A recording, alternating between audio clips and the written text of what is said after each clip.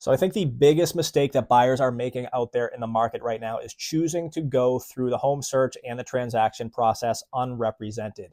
And there's a couple reasons this is happening.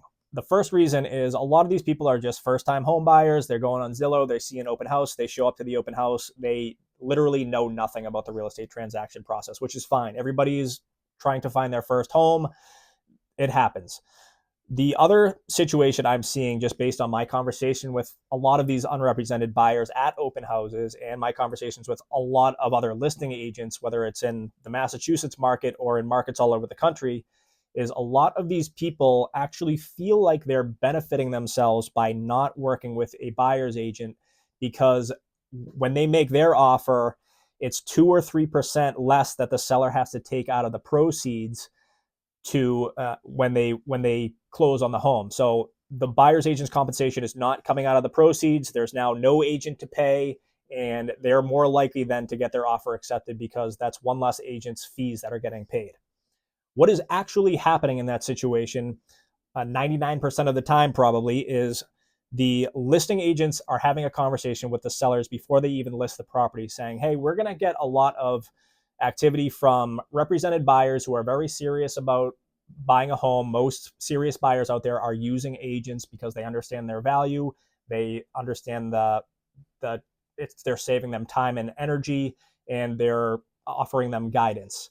What's also happening is we're potentially going to get buyers who are not represented coming and wanting to make offers on the property.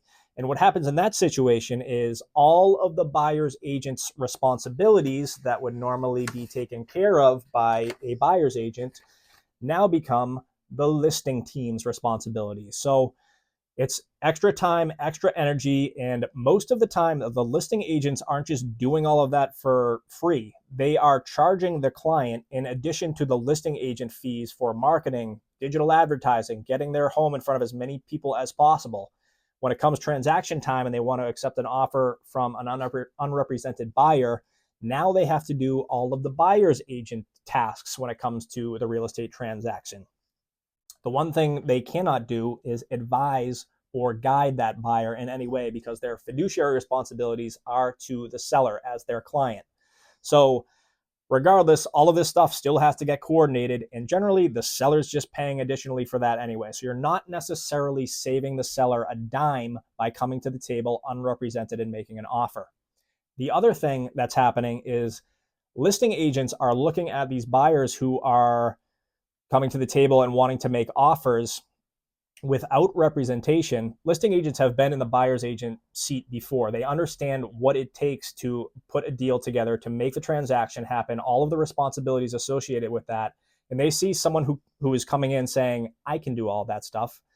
And so immediately what they're thinking is, this person innately thinks that they know more than they know about the real estate transaction process, which is going to create a shitstorm down the road.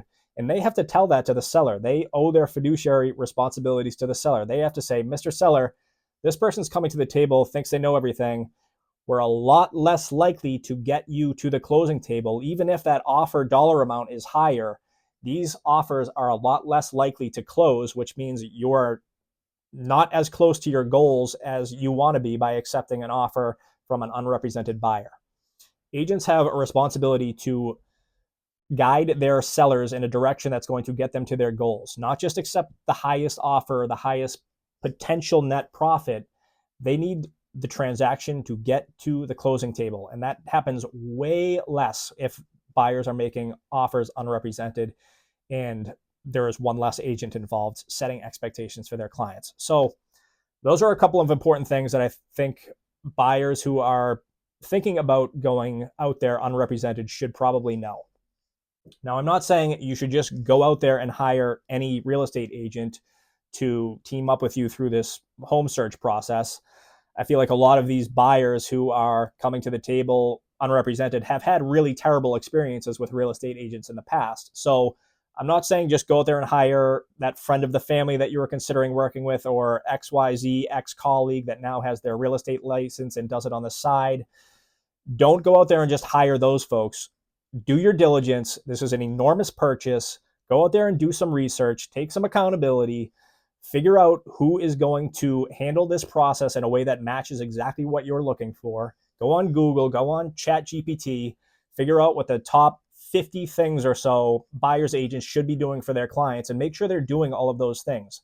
We have to take some accountability for ourselves here, folks. So go out there, do your diligence, and find an agent that's going to go to bat for you.